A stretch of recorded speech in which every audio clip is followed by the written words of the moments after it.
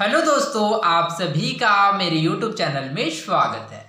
आज हम पढ़ेंगे अध्याय 2 अम्ल क्षारक एवं लवण acid base and salt. Okay, तो इस टॉपिक में आगे बढ़ने से पहले चलिए सबसे पहले हम लोग अम्ल क्षारक एवं लवण के बारे में समझ लेते हैं कि अम्ल क्षारक एवं लवण होता क्या है। ओके, अम्ल जिसको इंग्लिश में एसिड कहते हैं, क्षारक को बेस कहते हैं एवं लवण को इंग्लिश में साल्ट कहते हैं। ओके, तो चलिए इसके बारे में समझते हैं। अम्ल अम्ल किसे कहते हैं? तो वे पदार्थ जो जलीय विलयन में H+ आयन देते हैं अम्ल कहलाते हैं। अम्ल किसे कहते हैं? तो वे पदार्थ जो जलीय विलयन में H+ अर्थात हाइड्रोजन आयन देते हैं अम्ल कहलाते हैं। ओके, तो H+ जैसे कि यहाँ पर H+ अर्थात जिसको हाइड्रोजन आयन कहते हैं। ओके, तो अम्ल किसे कहते हैं? तो वे पदार्थ जो जलीय विलयन में H+ अर्थात हाइड्रोजन आयन देते हैं अम्ल या एसिड कहलाते हैं। ओके, जैसे कि एग्जाम्पल के लिए एसिल हो गया जिसको हाइड्रोक्लोरिक अम्ल कहते हैं, HNO3 हो गया नाइट्रिक अम्ल। ओके, तो चलिए इसको समझते हैं। जैसे कि एसिल, ओके, तो एसिल हाइड्रोक्लोरिक अम्ल क्या करता है? जब इसमें क्या होता है, आयनन होता है तो क्या बनता है? H+ एवं Cl माइनस। जैसे कि यहाँ पर हम लोग देख सकते हैं H+। ओके, तो इसको क्या बोलते हैं? अम्ल। तो अम्ल किसे कहते हैं? तो वे पदार्थ जो जलीय विलयन में H+ आयन अर्थात हाइड्रोजन आयन देते हैं अम्ल कहलाते हैं। ओके, तो एसिल हाइड्रोक्लोरिक अम्ल को क्या करते हैं हम लोग? किसी जलीय विलयन में क्या करते हैं, घोलते हैं तो उसमें क्या देता है? वो H+ आयन देता है। ओके, क्षारक या बेसिस। ओके, तो चलिए क्षारक के बारे में समझते हैं कि क्षारक किसे कहते हैं। तो वे यौगिक पदार्थ जो जलीय विलयन में OH अर्थात हाइड्रोक्सिल आयन देते हैं क्षारक कहलाते हैं। ओके, क्षारक क्या करता है? जो जलीय विलयन में OH- जिसको हाइड्रोक्सिल आयन कहते हैं। ओके, तो जलीय विलयन में OH- आयन देते हैं। जैसे कि सोडियम हाइड्रोक्साइड हो गया। ओके, तो चलिए इसका करते हैं। तो इसमें क्या करता है? आयन होता है, क्या बनता है? Na+ एवं OH- अर्थात ये भी क्या देता है? जलीय विलयन में OH- देता है। अर्थात इस प्रकार से क्या है? क्षारक है। तो क्षारक किसे कहते हैं? तो वे यौगिक पदार्थ जो जलीय विलयन में OH- अर्थात हाइड्रोक्सिल आयन देते हैं क्षारक कहलाते हैं। ओके, लवण लवण किसे कहते हैं? लवण या जिसको हम लोग इंग्लिश में साल्ट भी कहते हैं। ओके, तो लवण किसे कहते हैं? जैसे कि आप लोगों ने अपने घरों में देखा होगा कि जो नमक यूज करते हैं वो भी क्या है? एक लवण है। ओके, तो लवण किसे कहते हैं? जब अम्ल एवं क्षारक आपस में विक्रिया करके लवण का निर्माण करते हैं। लवण किसे कहते हैं? अम्ल एवं क्षारक आपस में क्रिया करके लवण का निर्माण करते हैं। कैसे? तो चलिए इसको समझते हैं। जैसे कि अम्ल लेते हैं, अम्ल का उदाहरण जैसे केसिल लेते हैं हाइड्रोक्लोरिक अम्ल। जैसे कि क्षार लेते हैं तो NaOH सोडियम हाइड्रोक्साइड। ओके, तो ये क्या है? अम्ल है और ये क्षार है। ओके, तो दोनों आपस में विक्रिया करके क्या बनाता है? NaCl अर्थात नमक का निर्माण करते हैं अर्थात लवण। ओके, जिसको हम लोग लवण कहते हैं। साथ ही क्या है? H2 अर्थात वाटर का निर्माण करता है। ओके, तो यहाँ पर हम लोग देख सकते हैं Na सोडियम एवं सेल आपस में NaCl मिलकर क्या बनाता है? सोडियम क्लोराइड, जिसको हम लोग साधारण नमक की नाम से भी जानते हैं, जिसको हम लोग यूज करते हैं। ओके, और यहाँ पर क्या करता है? हाइड्रोजन की एक मॉलिक्यूल यहाँ पर OH आपस में बिक्री करके H2 अर्थात वाटर के मॉलिक्यूल का निर्माण करते हैं। ओके, तो आई होप आप लोगों को अम्ल क्षारक एवं लवण समझ आया होगा कि अम्ल क्षारक एवं लवण किसे कहते हैं। तो इसमें आप लोग याद रखिएगा कि वे पदार्थ जो जलीय विलयन में H+ आयन देते हैं अम्ल कहलाते हैं। क्षारक किसे कहते हैं? तो वे यौगिक पदार्थ जो जलीय विलयन में OH- अर्थात हाइड्रोक्सिल आयन देते हैं क्षारक कहलाते हैं। एवं लवण किसे कहते हैं? जब अम्ल एवं क्षारक आपस में क्रिया करके लवण का निर्माण करते हैं। तो आई होप आप लोगों को अम्ल क्षारक एवं लवण समझ आ होगा। ओके, तो चलिए आगे बढ़ते हैं। अम्ल क्षारक एवं लवण तथा उनकी कुछ विशेषताओं के बारे में आपने पिछली कक्षाओं में पढ़ा है। ओके, तो आई होप आप लोगों ने कक्षा 9वीं में क्या है? अम्ल क्षारक एवं लवण के बारे में जाना होगा, साथ इसकी विशेषताओं के बारे में आप लोगों ने जाना होगा। तो चलिए इसकी कुछ विशेषताओं के बारे में हम लोग जानने का प्रयास करते हैं। अम्ल क्षारक एवं लवण। ओके, तो चलिए इसको सबसे पहले समझते हैं कि अम्ल क्षारक एवं लवण को उदाहरण के द्वारा समझते हैं। जैसे कि यहाँ पर मैंने एक अम्ल लिया है, जैसे कि आप लोग जानते हो क्या है? नींबू है। ओके, तो नींबू में कौन सा अम्ल पाया जाता है? तो नींबू में सिट्रिक अम्ल पाया जाता है। इसी प्रकार मैंने छान लिया है, जैसे कि यहाँ पर देख सकते हैं। जैसे कि मैंने यहाँ पर छान लिया है। ओके, तो चलिए इसको एक बॉक्स में रखते हैं। जैसे कि यहाँ पर आप लोग देख सकते हैं ये क्या है? क्षार। ओके, तो ये कौन सा क्षार है? ओके, तो ये खाने का ये खाने का सोडा है, जिसको हम लोग क्या है रोज इस्तेमाल करते हैं खाने के लिए। इसमें क्या पाया जाता है? सोडियम हाइड्रोजन कार्बोनेट, जो कि क्या होता है? क्षार होता है। ठीक इसी प्रकार हम लोग लवण की बात करें तो जैसे कि हमारे घरों में क्या पाया जाता है? लवण, अर्थात क्या है? नमक। ओके, तो नमक क्या होता है? एक प्रकार का लवण होता है। जिस प्रकार से आप लोग देख सकते हैं अम्ल क्षारक एवं लवण। ओके, तो चलिए अब इसकी क्या विशेषताओं के बारे में हम लोग समझने का प्रयास करते हैं। ओके, अम्ल। ओके, तो चलिए समझते हैं कि अम्ल एवं क्षारक होता क्या है। ओके, तो जैसे कि मैंने आप लोगों को इसके डेफिनेशन में बताया कि अम्ल क्या होता है, तो वे पदार्थ जो जलीय विलयन में H+ आयन देते हैं अम्ल कहलाते हैं। ओके, क्षारक किसे कहते हैं, तो वे यौगिक पदार्थ जो जलीय विलयन में हाइड्रॉक्सिल आयन अर्थात OH- देते हैं वो क्या कहलाते हैं, क्षारक कहलाते हैं। ओके, अम्ल क्या होता है, अम्ल स्वाद में खट्टे होते हैं, जैसे कि नींबू क्या होता है, स्वाद में खट्टा होता है, था ये क्या है, अम्ल। ठीक इसी प्रकार जो क्षार होते हैं, ये क्षार क्या होता है, स्वाद में कड़वे होते हैं, जैसे कि यहाँ पर हम लोग ले सकते हैं खाने की सोडा था, सोडियम हाइड्रोजन कार्बोनेट हो गया, साबुन हो गया, शैम्पू हो गया। ठीक इसी प्रकार से डिटर्जेंट पाउडर, ये सभी क्या होता है, क्षार होता है। ओके, अम्ल नीले लिटमस पत्र को लाल कर देता है। ओके, तो जो अम्ल होता है क्या करता है, वह नीले लिटमस पत्र को लाल कर देता है, जबकि क्षार लाल लिटमस पत्र को नीला कर देता है। ओके, अम्ल होता है वह जल में H+ आयन देता है, जैसे कि यहाँ पर हम लोग देख सकते हैं अम्ल क्या देता है, जल में H+ आयन देता है, जबकि क्षार जल में OH- आयन देता है। ओके, ओके, इसके पश्चात आता है अम्ल जलीय विलयन में विद्युत धारा का प्रवाह करते हैं। ओके, तो जलीय विलयन में क्या अम्ल विद्युत धारा का प्रवाह करते हैं। ठीक इसी प्रकार क्षारक भी जलीय विलयन में विद्युत धारा का प्रवाह करता है। ओके, अम्ल का pH मान 7 से कम होता है, जबकि क्षारक का pH मान 7 से अधिक होता है। तो आई होप आप लोगों को अम्ल एवं क्षारक के बारे में समझा होगा कि अम्ल एवं क्षारक क्या होता है। तो जो जल में क्या, जो जलीय विलयन में H+ आयन देता है अम्ल कहलाते हैं, जो जलीय विलयन में OH- आयन देता है वह क्या कहलाता है, तो वह क्षारक कहलाता है। अम्ल क्या करता है, स्वाद में खट्टा होता है, जबकि क्षार स्वाद में कड़वे होता है। अम्ल नीले लिटमस पत्र को लाल कर देता है, जबकि क्षारक लाल लिटमस पत्र को नीला कर देता है। अम्ल जल में H+ आयन देता है, जबकि क्षारक जल में OH- आयन देता है। और जो अम्ल होता है क्या होता है, जलीय विलयन में विद्युत धारा का प्रवाह करता है, साथ ही जो क्षारक होता है वह भी जलीय विलयन में विद्युत धारा का प्रवाह करता है। इसके साथ ही आप लोग याद रखिएगा कि जो अम्ल का जो pH मान होता है वह 7 से कम होता है, जबकि क्षारक का pH मान 7 से अधिक होता है। तो आई होप आप लोगों को अम्ल एवं क्षारक साथ इसकी विशेषताओं के बारे में समझ आएगा। ओके, लवण। ओके, तो चलिए समझते हैं कि लवण क्या होता है। ओके, तो मैंने आप लोगों को बताया था कि जब अम्ल एवं क्षारक आपस में क्रिया करके लवण का निर्माण करता है। ओके, साथ ही आप लोग इसमें याद रखिएगा कि अम्ल एवं क्षारक आपस में क्रिया करके लवण, इसके साथ ही जल का भी निर्माण करता है। कैसे, तो चलिए इसको हम लोग समझते हैं। जैसे कि मैंने यहाँ पर यह क्या है, सेटिक अम्ल है, अर्थात इसमें जो नींबू इसमें क्या पाया जाता है, सेटिक अम्ल पाया जाता है, ये क्या है, अम्ल है। और यहाँ पर मैंने क्या लिया है, खाने का सोडा, जिसमें सोडियम हाइड्रोजन कार्बोनेट अर्थात क्षार पाया जाता है। ओके, तो जब दोनों आपस में क्रिया करता है तो क्या है, लवण का निर्माण करता है, अर्थात नमक का निर्माण करता है। कैसे, तो चलिए इसके बारे में समझते हैं। ओके, तो यहाँ पर क्या मैंने छाली, यहाँ पर अम्ल, तो चलिए इसके बारे में समझते हैं कि यह क्या क्या निर्माण करता है। ओके,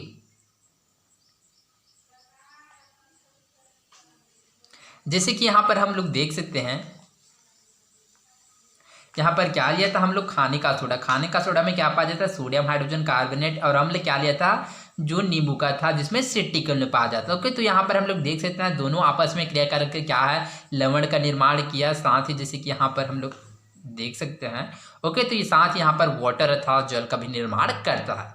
ओके, तो आई होप आप लोगों को अम्ल, क्षारक एवं लवण के बारे में समझ आ होगा, साथ इसकी विशेषताओं के बारे में समझ आ होगा। ओके, क्या आपने कभी सोचा है कि लाल चुटिया ततैया के काटने पर सब्र रगड़ने की सलाह क्यों दी जाती है। ओके, तो आप लोगों ने ऑब्जर्व किया होगा कि जब किसी भी जब किसी व्यक्ति को क्या, जैसे कि लाल चींटी या फिर ततैया काटता है, तो उस स्थिति में क्या है, सब्र रगड़ने की सलाह दिया जाता है। साथ ही आप लोगों ने ऑब्जर्व किया कि वहां पर क्या है, लोहे को रगड़ने का सलाह भी दिया जाता है। क्यों, इसके पीछे रीजन क्या है, तो चलिए इसके बारे में समझने का प्रयास करते हैं। चूंकि लाल चींटिया ततैया जब हमको काटता है तो क्या करता है, हमारे बॉडी अर्थात हमारे शरीर में क्या है, अम्ल छोड़ता है, जिसकी वजह से क्या हमको जलन का अनुभव होता है। वो ओके, जबकि हमको साबुन रगड़ने की सलाह क्यों दिया जाता है, क्योंकि साबुन में क्षार पाया जाता है। अर्थात इस प्रकार से क्या है, जब साबुन को उस जगह पर रगड़ा जाता है तो क्या है, जब जो साबुन होता है उसमें क्षार पाया जाता है, वह अम्ल के प्रभाव को नष्ट कर देता है। अर्थात इस प्रकार से हमको जलन नहीं होता है एवं राहत मिलता है। ठीक इसी प्रकार क्या है, क्षार के लिए अर्थात जैसे कि लोहा का उपयोग किया जाता है। लोहा में क्या उपस्थित होता है, जंक उपस्थित होता है। जंक अर्थात उसमें क्या पाया जाता है, क्षार पाया जाता है। अर्थात जो कि क्या है, उस जगह पर रगड़ने से क्या करता है, क्षार अम्ल के प्रभाव को नष्ट कर देता है। अर्थात इस प्रकार से हमको जलन नहीं होता और वह हमें राहत मिलता है। तो इस प्रकार से क्या है, लाल चुटिया ततैया के काटने पर साबुन रगड़ने की सलाह दिया जाता है। ओके। हमने यह भी देखा है कि अगर कपड़े में हल्दी का दाग लग जाए तब उस पर साबुन रगड़ने की साबुन लगाने से उसका रंग बदल जाता है। ठीक इसी प्रकार से आप लोगों ने ऑब्जर्व किया होगा कि जब खाना खाते समय वक्त क्या है या फिर कपड़े में हल्दी लग जाता है तो उस स्थिति में क्या होता है, साबुन रगड़ने से उसका रंग बदल जाता है। क्यों? चूंकि कपड़े में हल्दी लगने से क्या पा जाता है, हल्दी में अम्ल पाया जाता है, जबकि साबुन में क्या पाया जाता है, क्षार। चूंकि अम्ल और क्षार आपस में विक्रिया करके क्या है, वह क्रिया करता है जो कि उदासीन हो जाता है, जिसकी वजह से उसके रंग में परिवर्तित हो जाता है। ओके। अगर कोई व्यक्ति एसिडिटी से पीड़ित है तो उसे खाने का सोडा दिया जाता है। खाने का सोडा अर्थात सोडियम हाइड्रोजन कार्बोनेट। ओके, तो जैसे कि हम लोगों ने यहाँ पर सोडियम हाइड्रोजन कार्बोनेट लिया था। ओके, तो उसी सोडियम हाइड्रोजन कार्बोनेट का बात हो रहा है, अर्थात उसको क्या बोलते हैं, खाने का सोडा भी कहता है। चूंकि एसिडिटी क्या होता है तो चलिए इसके बारे में समझते हैं। तो आई होप आप लोगों को पता होगा कि जो हमारे शरीर में क्या होता है, हाइड्रोक्लोरिक अम्ल का स्रावत होता है। कौन सा अम्ल?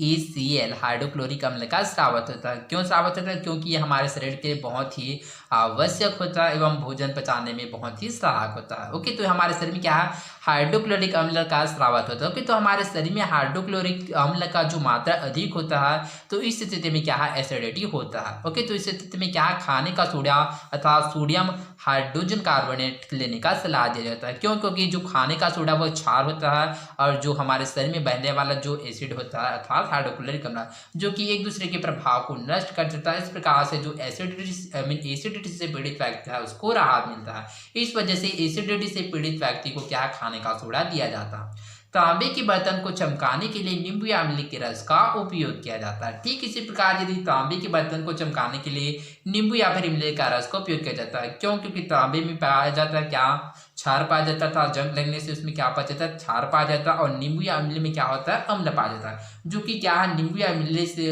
रस का उपयोग करने से क्या करता है, वह क्षार के साथ क्रिया करता है, जिसकी वजह से वह उदासीन हो जाता है। इस प्रकार से तांबे के बर्तन साफ हो जाता है, वह चमकने लगता है। ओके, सोचिए दैनिक जीवन में और कहाँ कहाँ अम्ल तथा क्षारक के प्रभाव दिखा देते हैं। ओके, तो इस प्रकार से हम लोग दैनिक जीवन में क्या, हम लोग डेली बेसिस में रोज अम्ल एवं क्षारक का उपयोग करते हैं। कैसे? तो चलिए समझते हैं। जैसे कि अम्ल उपयोग, जैसे कि टमाटर का उपयोग करते हैं, टमाटर में भी अम्ल पाया जाता है। ठीक इसी प्रकार मैंने यहाँ पर नींबू लिया था। ओके, तो नींबू का भी उपयोग करते हैं। साथ ही इसी प्रकार से हम लोग बहुत सारी चीज़ों का भी उपयोग करते हैं। जिससे कि आप लोग दही जानते हैं कि दही में भी क्या पाया जाता है, अम्ल पाया जाता है। ओके, ठीक इसी प्रकार हम लोग क्षारक की बात करें तो जैसे कि हम लोगों ने खाने का सोडा था, सोडियम हाइड्रोजन कार्बोनेट का उपयोग करते हैं। क्षारक इसके साथ ही जो शैम्पू हो गया, साबुन हो गया या फिर डिटर्जेंट पाउडर, इसमें भी क्या पाया जाता है, क्षारक था। इस प्रकार से हम लोग दैनिक जीवन में अम्ल एवं क्षारक का उपयोग करते हैं। ओके, आपने कुछ सूचकों या इंडिकेटर्स के बारे में भी पढ़ा है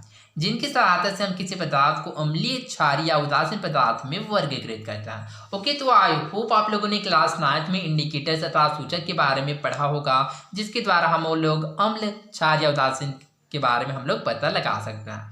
अर्थात सूचक क्या होता है, तो चलिए इसके बारे में समझते हैं। ओके, सूचक जिसको इंग्लिश में इंडिकेटर्स भी कहते हैं। तो सूचक किसे कहते हैं? किसी विलन की प्रकृति की जांच करने के लिए कुछ पदार्थों का उपयोग किया जाता है, जिसे सूचक या इंडिकेटर्स कहता है। ओके, तो सूचक किसे कहता है? तो किसी विलन की प्रकृति अर्थात वह अम्लीय है, क्षारीय या फिर उदासीन है। ओके, तो इसकी जांच करने के लिए कुछ पदार्थों का उपयोग किया जाता है, जिसे सूचक या इंडिकेटर्स कहते हैं। ओके, लिटमस भी एक ऐसा ही सूचक है जो अम्ल, एसिड एवं क्षार, एल्कली की उपस्थिति में अपना रंग परिवर्तित करता है। ठीक इसी प्रकार लिटमस पत्र होता है। ओके, जिसके द्वारा हम लोग अम्ल एवं क्षार का उपयोग पहचान कर सकते हैं। चूंकि किस प्रकार से हम लोग लिटमस के द्वारा पहचान कर सकते हैं, चूंकि लिटमस की उपस्थिति जो अम्ल एवं क्षार की उपस्थिति में जो लिटमस पत्र क्या करता है, अपना रंग परिवर्तित करता है, जिसके द्वारा हम लोग अम्ल एवं क्षार को क्या आसानी से ज्ञात कर सकते हैं।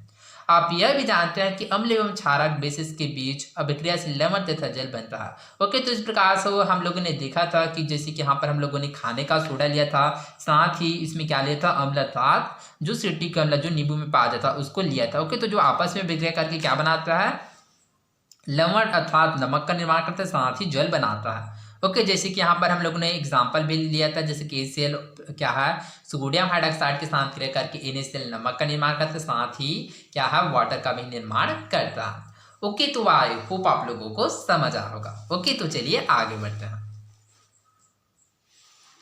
कहाँ कहाँ बिखरे हैं अम्ल एवं क्षारक। ओके, तो चलिए समझते हैं कि हमारे वातावरण में कहाँ कहाँ बिखरे हैं अम्ल एवं क्षारक। आइए देखिए हमारे आसपास पाए जाने वाले पदार्थों में कौन कौन से अम्ल व क्षारक उपस्थित। ओके, तो चलिए समझते हैं कि हमारे आसपास कौन कौन से अम्ल एवं क्षारक उपस्थित है। सारणी एक प्राकृतिक स्रोतों में उपस्थित अम्ल एवं क्षारक। ओके, तो प्राकृतिक स्रोत में क्या कौन कौन से अम्ल एवं क्षारक उपस्थित है, तो चलिए इसके बारे में समझने का प्रयास करते हैं। जैसे कि यहाँ पर प्रदर्शित है क्रमांक प्राकृतिक स्रोत अम्ल।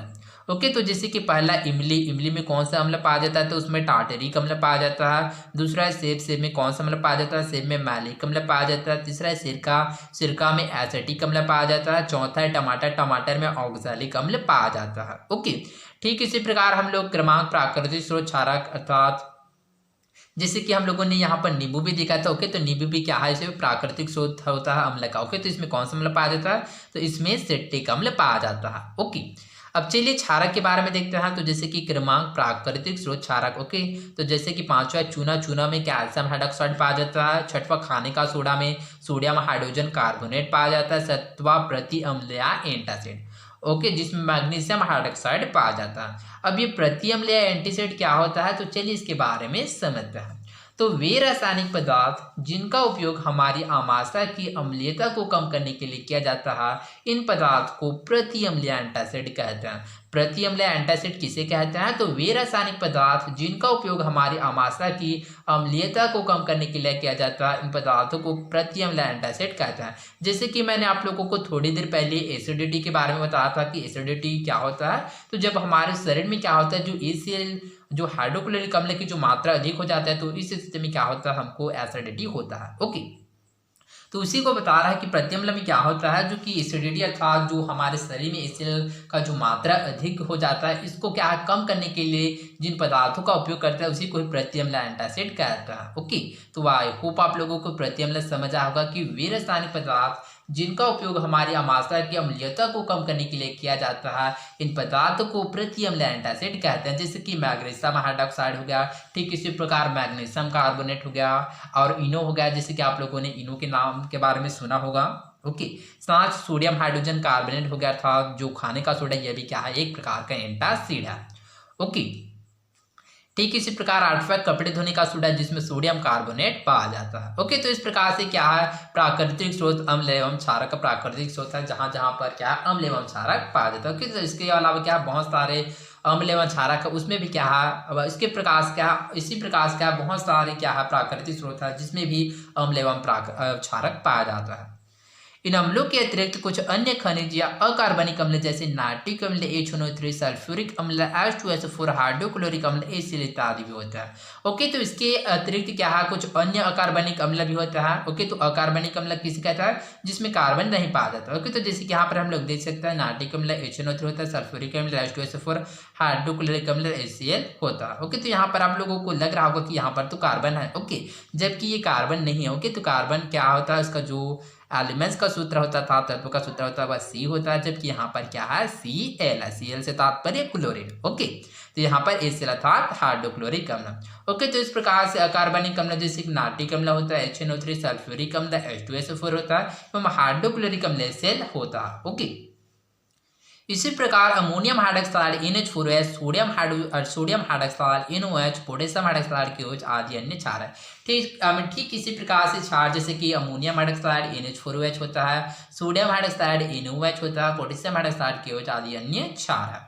ओके, क्षार और क्षारक। ओके, तो चलिए समझते हैं कि क्षार और क्षारक होता क्या है। ओके, तो सभी क्षारक बेसिक जल में घुलनशील नहीं होते हैं। जल में घुलनशील क्षारक को क्षार या एल्कली कहते हैं। ओके, तो इसमें आप लोग याद रखिएगा कि क्षार और क्षारक किसे कहते हैं, तो सभी क्षारक बेसिक जल में घुलनशील नहीं होते। ओके, तो जितने भी क्षारक होते हैं वो सभी क्या है, जल में घुलनशील नहीं होते हैं। जल में घुलनशील क्षारक को क्षार या एल्कली कहते हैं। ओके, तो इसको आप लोग सिंपल वे में इस प्रकार से याद रख सकते हैं कि जितने भी जल में घुलनशील क्षारक होता है उसको क्षार कहते हैं, और जो जल में घुलनशील नहीं होता है उसको क्षारक कहते हैं। ओके, तो क्षार या क्षारक किसे कहते हैं, तो जितने भी क्षारक जो जल में घुलनशील होता है उसको क्षार कहते हैं अर्थात एल्कली कहते हैं, और जो क्षारक जो जल में घुलनशील नहीं होता है उसको क्षारक या बेसिस कहते हैं। ओके, तो आई होप आप लोगों को समझ आएगा। तो आज के लिए बस इतना ही, मिलते हैं अगले वीडियो में। धन्यवाद।